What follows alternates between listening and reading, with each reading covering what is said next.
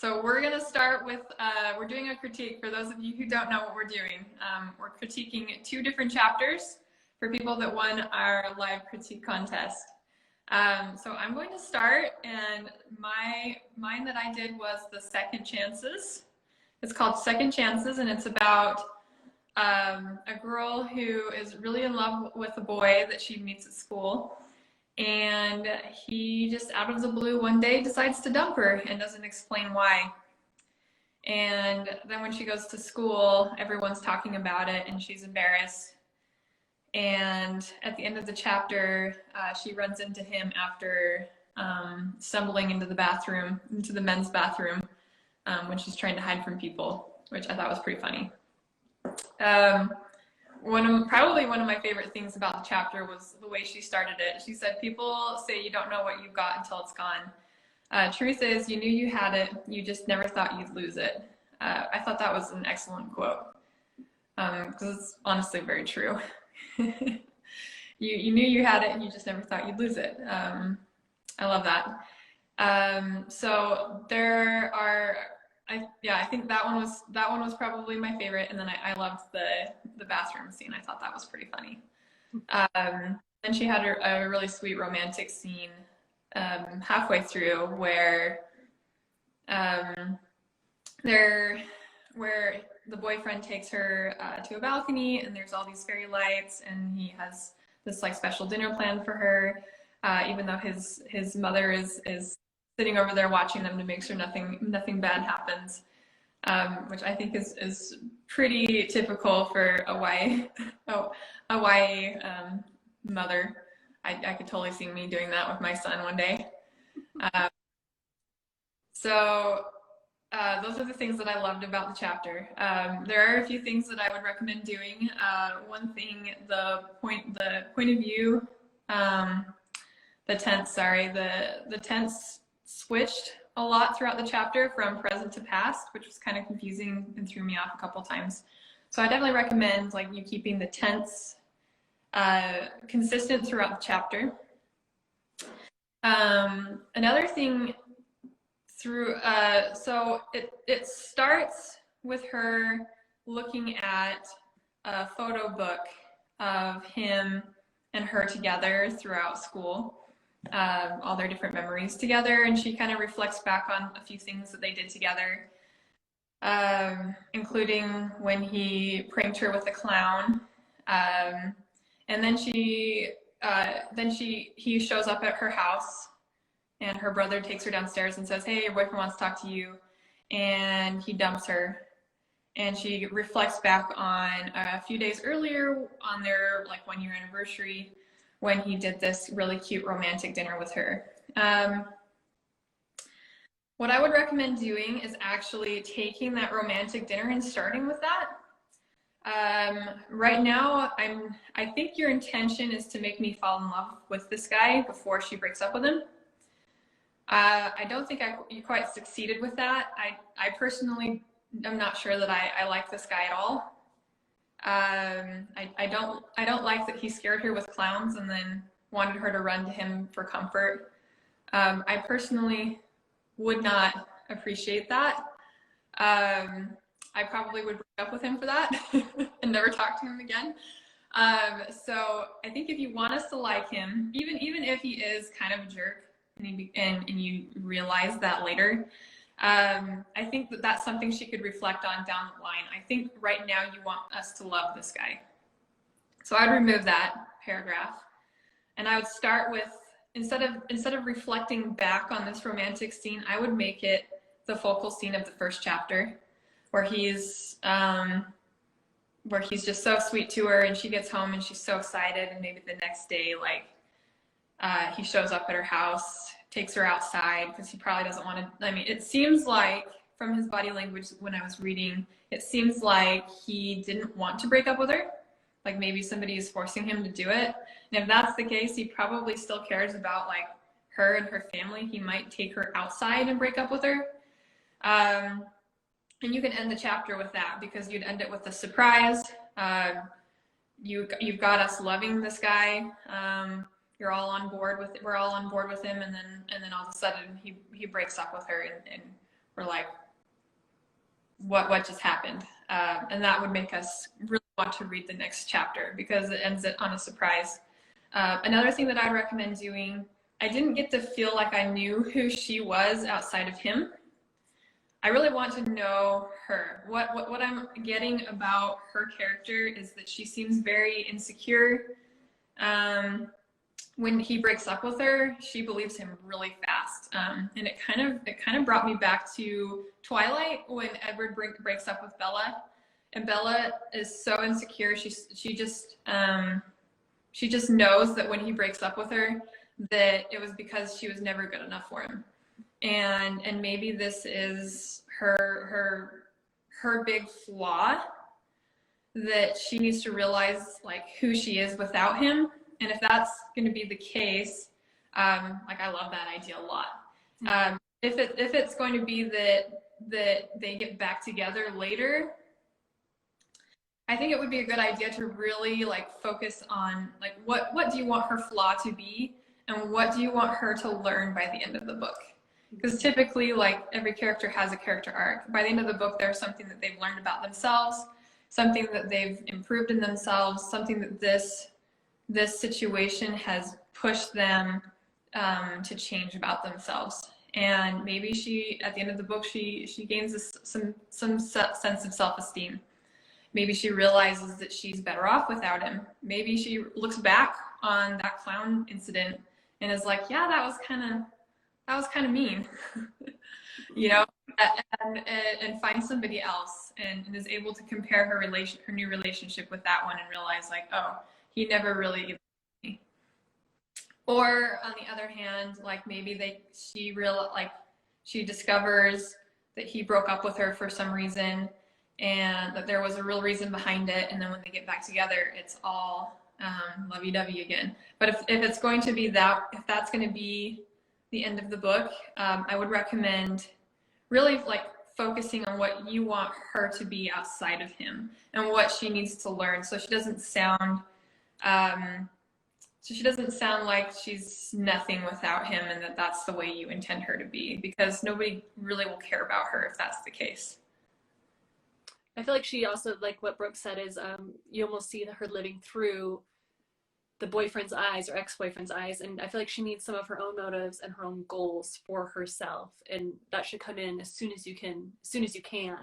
Then that way she has her own motive. She's not just basing her life off of this guy. And like Brooke said, it's totally okay if you're wanting him to come across as manipulative and having her find out later on that it was a toxic relationship and she's better off without him. Great route to go with it. I would definitely, that's a book I would read. But I think it needs to be shown a little bit slower, like how Brooke was saying, having that scene on the balcony, the romantic scene being the focal point. I feel like that scene it almost went too fast. I got a little whiplash when everything's all lovey-dovey and then the next second they're breaking up. I think there should be, you could slow it down and give us a little bit more insight as to why. And if you can't necessarily say why he's breaking up with her, if that's a secret you can't disclose yet, that's fine, but give us a little bit more of like body language. Don't just go straight into dialogue of I love you, okay, I gotta break up, I forget what I said. There needs to be something just right in between that as far as what drove him to say that. Even if you can't necessarily give us the why, give us some body language so then we know something's underneath the surface, something's not being said. But yeah, I would definitely give her some goals and some motives. Even if you're wanting her to be dependent on the guy and she has to learn that she can be her own person without this guy, that's great. But she still needs some kind of her own agenda. Otherwise, the boyfriend should be the main character because he already has more of an agenda than what she does. Yeah. I think one question, like Karlie brought up a little bit, one question you could really ask yourself is, like, what does my character want? Like, what is preventing her from getting it? And what is the flaw that she has? What inciting incident gave her that flaw? And what does she need to learn at the end of the story to get through it? That will really help you develop your character and figure out like who she is outside of just like her romantic relationships. Because honestly, we're all people. We're all very like three-dimensional. We all have like good sides and bad sides to us, and things that we want, things that we don't want, things that have hurt us in the past. And we need to get a sense of that at the very beginning, like the very first chapter, so that we fall in love with your character. Because your character is what's going to propel us through the rest of the story. Yeah, definitely. But overall, I think you have something solid there, and I think you can definitely, just with some work and some just kind of fine-tuning some things and just kind of getting to the heart of the story of what is that central story question? Is the central story question, will she get back together with this guy? Or is the central story question, will she learn and grow that she discovers that she's better off with this guy, without this guy, and finding somebody else who's going to treat her better, and or not even find anybody else, but her just finding her own self and being happy on her own. I would just kind of ask yourself what that central story question is, and somehow convey that to the reader in chapter 1. Because if they don't understand what the book is, they're going to quickly put it down. They have to understand kind of where the book is going. Yeah, for sure. And those I think are like the big elements that I would really focus on. Keeping the tense consistent will help.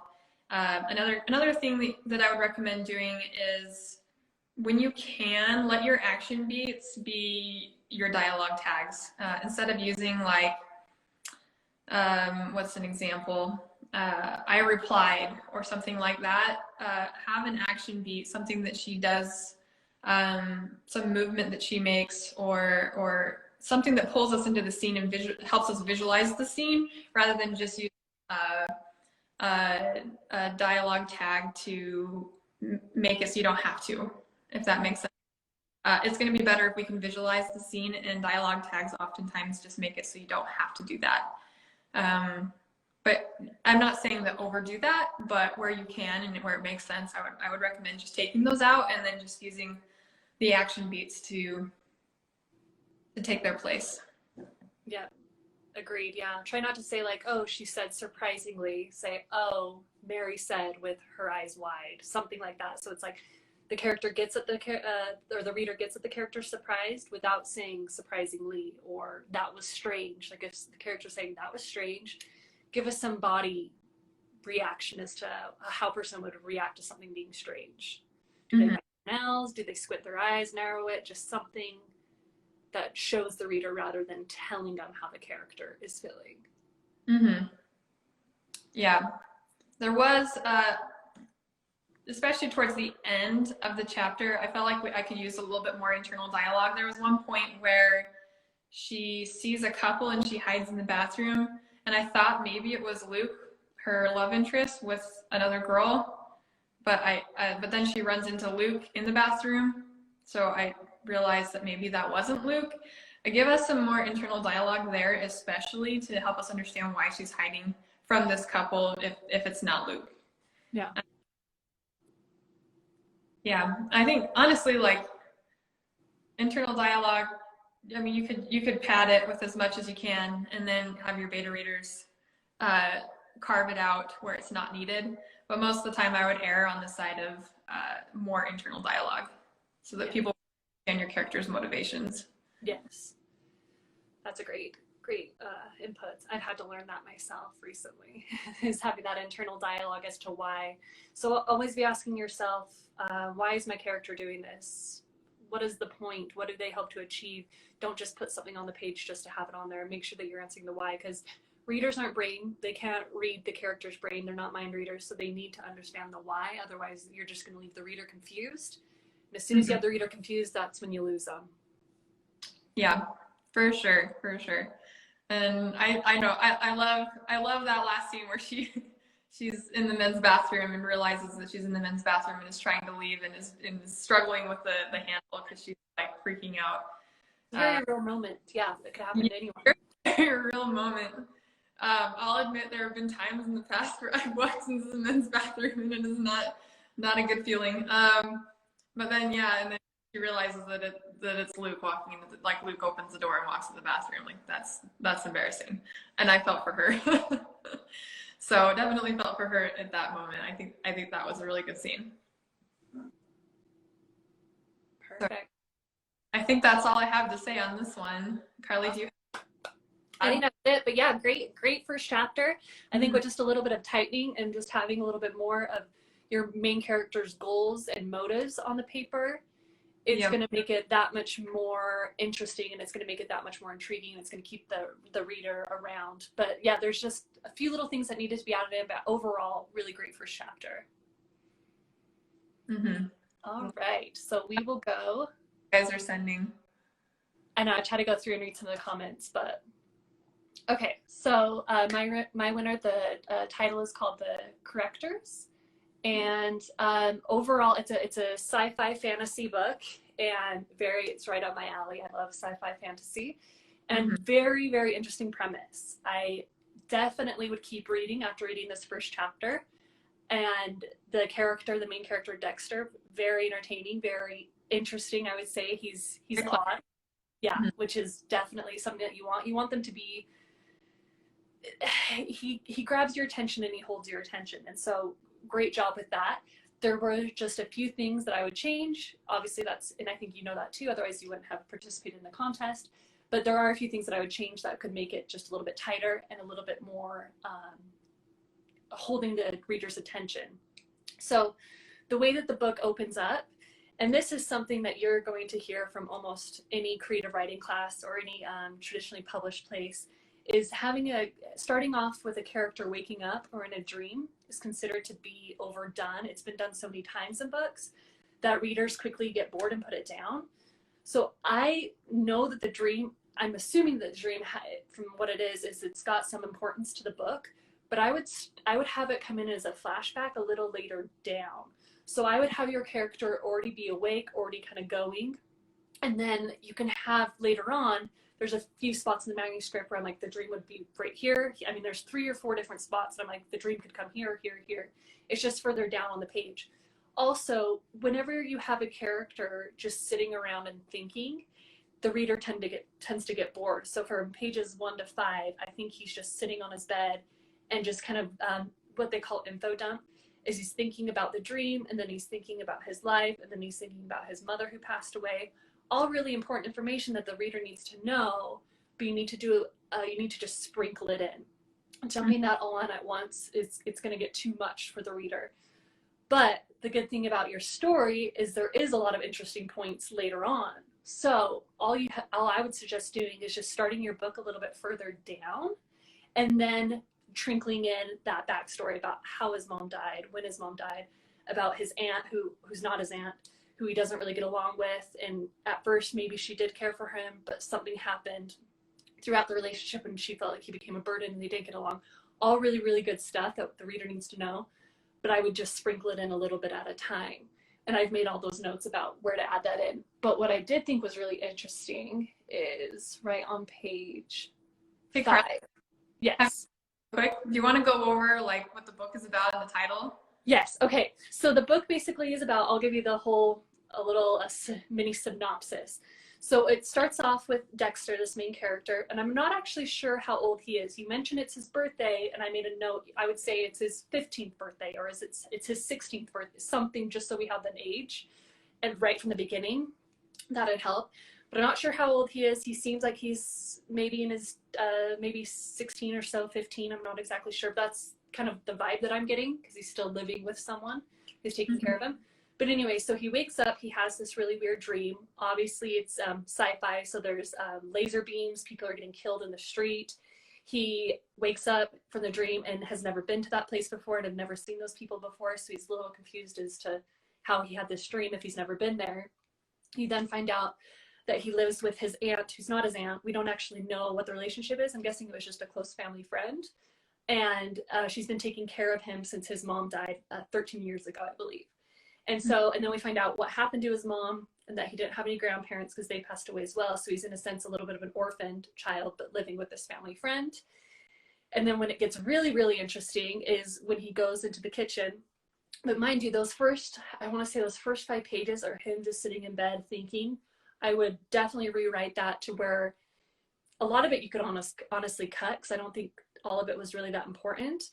But where it gets really interesting is once he goes into his kitchen. So once he goes into his kitchen, there's these 3 men who are in there. He's seen them around, but not really sure who they are. And they have donuts for him, which I thought was really funny. And it's his birthday. Now, the character doesn't seem surprised or alarmed that there's 3 strangers in the kitchen, which kind of threw me off. I would either, if he's really truly not, for me, if I found three men in my kitchen, I would definitely have a heart attack. But if that's really true to his character, where he's not really fuzzled or frazzled by it, I would just have it be something like he was going to eat these donuts even though they were from these strangers who he's never talked to, because that's just kind of the kind of guy he is. So it's fine if you still want to keep it that way, but I would just do a little bit of internal dialogue, because I think you just say he was unnerved or whatever that these three men were in his kitchen. But I would say why he's unnerved. Like, why isn't he scared? Or should he be scared? I would kind of ask yourself that question. But if he's really not scared, give me a little bit more context into why he's not scared. Because I think for most people, if we saw three men in our kitchen that were not invited, it would freak most of us out. Anyways, okay, so they offer him these donuts because I'm guessing it's his birthday, and his aunt never gives him anything.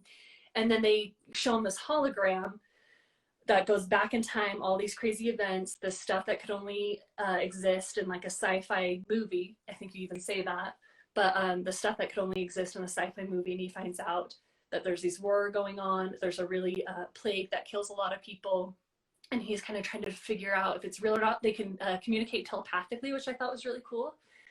Again, I would either have in the beginning when they communicate telepathically, I think later on, 2 pages down, you have Dexter realize like, oh, okay, wait a second, how your lips aren't moving, how are we communicating? I bring that in a little sooner, because I was even like, are they communicating telepathically? Or is this just how you're doing your dialogue? Are you not using quotation marks? You're just writing it in a different font. So I would bring that in just a little bit sooner so that the reader doesn't get confused as well. But very interesting and very cool. I would start as close to that scene as possible. So they come in, and then they find out that that he finds out that time traveling, that he can time travel, and then his brain immediately goes to, oh, maybe I can go back in time and save my mom. Great, that's when we have the character goal. That's when the reader is going to stick around. But that goal doesn't come until, I want to say, the page like 8 or 9. So if you can't, I mean, if you still want to get in a little bit more of the him not liking living with his aunt, the mom being passed away, I would have his main goal, because like I said, you want a character to have a goal right from the beginning, is have his main goal be like, oh, I wish I could move out of this place, or I need to get a job and get some money so I don't have to live with Missy anymore. So then it's like, okay, his main goal is just to get out of this. He's not liking living with her. He doesn't feel welcome. So his main goal is to not live with her anymore. And then once these three men come and he realizes that he can go back in time and save his mom, bam, the goal then transfers over to, okay, I don't want to live with Missy anymore. I can go back and save my mom, and I can live with my mom. So those goals are going to basically piggyback off each other. And that's going to be what keeps your reader around. We got to have goals. Your character has to want something. If they're just sitting around thinking and they don't want anything, you're going to lose interest in the reader. But luckily, like I said, you pretty much have it in there. It just needs to come in a little sooner. Where I also thought would be interesting to start it is where he talks about his only friend that he has, which is Trent. And he's a 35-year-old man, and you mentioned that there's a big age gap. But again, I don't think we get Dexter's age, so I still don't know how big that age gap is. But you specify that it is an age gap, and that they go and he can basically, that Dexter has this special skill or a special magic power, again, very awesome, keeps me around, that he can kind of predict the future, I'm guessing, or have some kind of predictions because they bet on these horses. So very cool, but I would kind of just dive into it a little tiny bit more. Has he always had this magic power? Like, has he always had it since birth, where you kind of can see the future? Just give us a tiny bit more contents on that. And then same thing with him being able to speak telepathically. Later on, I figure out that this is the first time it's happened, and he's kind of like weirded out by it. But in the beginning, he's not. And maybe he doesn't realize that he is. And if that's the case, somehow get that across to the reader of like, I thought I heard it inside my head. I couldn't be sure. Something just so the reader understands, like, Dexter doesn't know that this is happening, so neither should the reader. But I thought, me and Brooke were talking, I would almost start the book with like him and his, like starting the context with him and his friend, him and his only one friend. And it could still be his birthday, so you could still start it off that way as well. But I would save the backstory for his mom and how his mom died a little bit. I mean, you could say that maybe his mom died, but don't tell us how yet, because we don't care yet. We need to care a little bit more about him. So you can specify that his mom passed away and that he's now being taken care of by this family friend whose name's Missy. And then later on, kind of then trinkle it in, because it just kind of comes a little bit too much right at the beginning. But just cutting and deleting and just rearranging some of your paragraphs will definitely make for a more interesting story. But your chapter is great. It has a good inciting incident. It has a very interesting character. He's got magic special skills, which is my favorite kind of thing. And yeah, overall, I think you did a really good job. The other thing I'd say is there is quite a bit of filler words, crutch words, filter words, and I've included links into the feedback letter of what those are and how to delete it. Really easy. You just hit it with the delete button. It's basically you want to say your sentence in the least amount of words as possible. That's the cleanest, best way to get it across. If you're putting a lot of that's and he heard or she saw or whatever, it tends to get a little clunky, and you take the reader who you want to be looking through the character's eyes, you almost put them right next to the character. When you say things like she said or she heard, she saw, she smelled, you just basically want to say, okay, she heard the dog howling, or the dog howled. She, looked out the window or whatever. It brings this a little bit closer to the character. But overall, really, really good, solid first chapter. I think you did a really good job with it. That was my rant. Brooke, what do you have to say? I honestly, my favorite part of the chapter was learning about his friend who's older than him. It doesn't sound like he has a lot of other friends. He just has to. I think you have a really great underdog feel going on with him. He's not treated well by his caretaker. His family is gone. He's kind of stuck making his own money as a teen. He has no financial support really, but he has these powers that make him special. So very much like a Harry Potter Ready Player One type of feel. I think that's really great. It really gets readers to bond to your character just right out of the box, because we all want to support the underdogs, right? Mm-hmm. So I love that. I like the idea of sprinkling it in. I think having him, I love the idea of just having him and that friend, who I think is the most unique and interesting part of the chapter. Start your chapter with them together. So maybe going to the horse races and doing a bet. He has this psychic ability, right, to predict what things will happen. And he has found this friend that he trusts, who's old enough to make these predictions and make money off of them, right?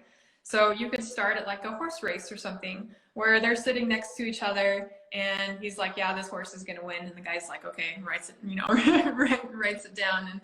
And you can build an established relationship with them. And then through their dialogue, he can ask hey, how are things with your aunt? Who isn't your aunt? Maybe explain why she isn't her aunt a little bit more, because that was a little confusing. But he could ask about that, and then your main character can be like, oh yeah, she sucks. She didn't even wake up this morning. Lemon pants and didn't wake up this morning. So my birthday kind of a thing. Yeah, even though it was my birthday, she didn't even do anything for it, and he can kind of rant about that, and then we'll get that feeling from him, and then we can get that he's a really good, clever person from his interactions with his really good friend, and we'd also get that okay, this is his only friend, and that it's a little bit weird that this teenager only has one friend who is definitely not going to school with him.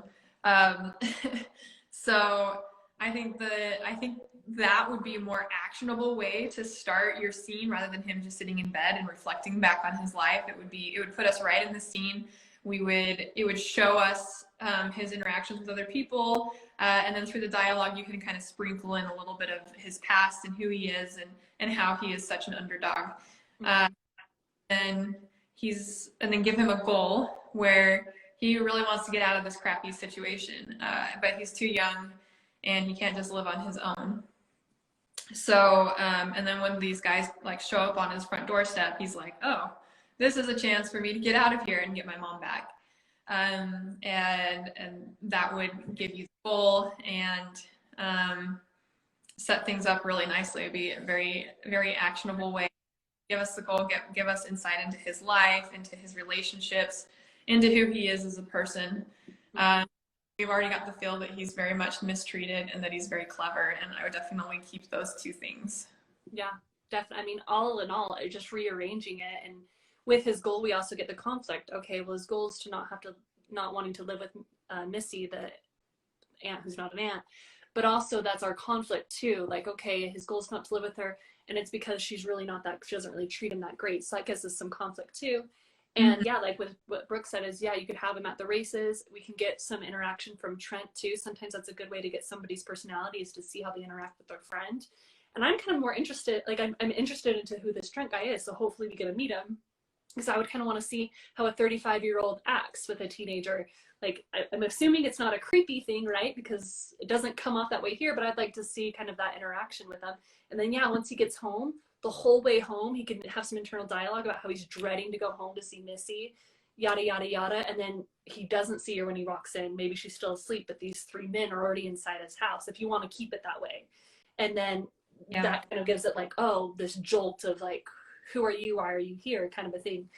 Another, so I do like starting it from the races and with Trent, but if that's taking it too far away from the story that you're wanting to create, I also did note you could start it with, because I thought the aunt is, it's very interesting how you talk about her nose job and about how she's like required this ability to snore while inhaling and exhaling. Very interesting. Great. I think that would be a great opening line too. You could basically say that he woke him up that night. I mean, you still don't want to necessarily have him start off waking up. So maybe he's just walking to the kitchen and he hears his aunt, who's not an aunt, snoring, and then you can give us the nose job kind of a thing. Because that's interesting too. And then you can go into those guys in the kitchen. And then as he finds out about time traveling, he can be like, oh, I could back and save my mom. I lost her when I was blank years old. She died this way, and yada, yada, yada. But I would just, yes, just honestly, just cutting and rearranging some things will make your story that much stronger. But all in all, you did a really good job.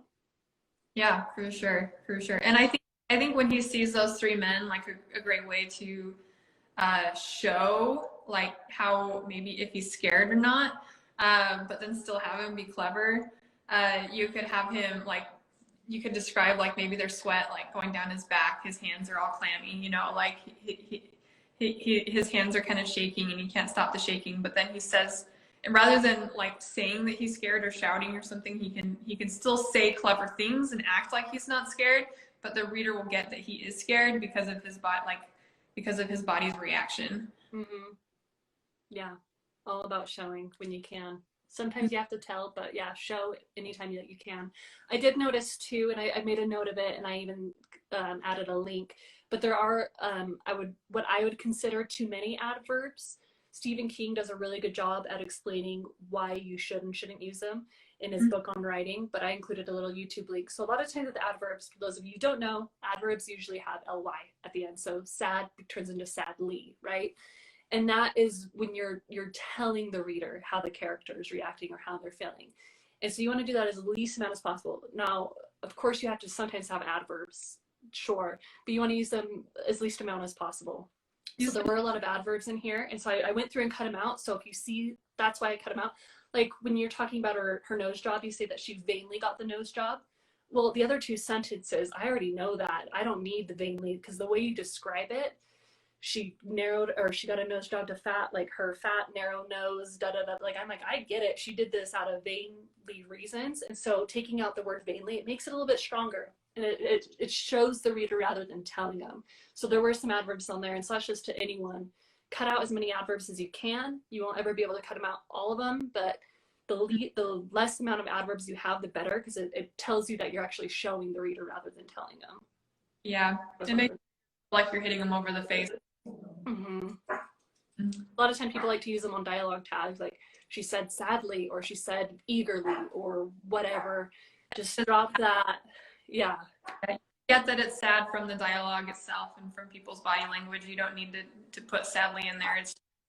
It's just it's a crutch your reader over the head with either something they already know or something that you're showing in another way. Mm-hmm. Yeah. Totally. But overall, I mean, both of our winners, like you got some talent, definitely. I totally believe in your first chapters. There's just some ways to make them a little bit stronger, but that's with anything. It's a process. You just keep going. I had Brooke recently read my first chapter, and she gave me some awesome critique. I had to go back and rewrite a lot, but it made it a lot stronger. So without that second pair of eyes, it's hard for us to kind of capture it on our own. So it always helps to have somebody give you some feedback, and sometimes you have to sit with it for a minute because it might sting or you might not necessarily agree.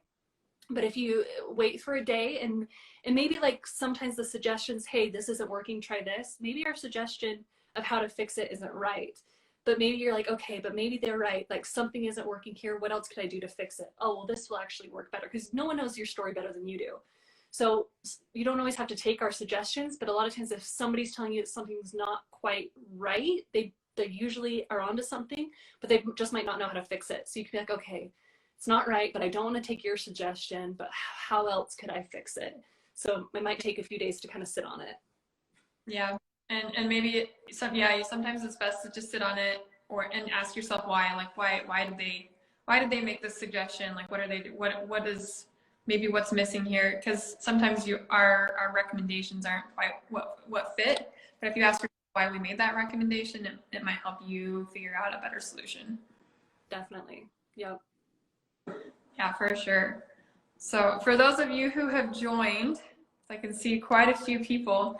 If you could message us and let us know if there's any way that we could improve this, like any way that it can help you learn or take away gold nuggets from this, let us know. Message us if you loved it. I would love to hear that and hear why. And let us know if it's worth doing another one.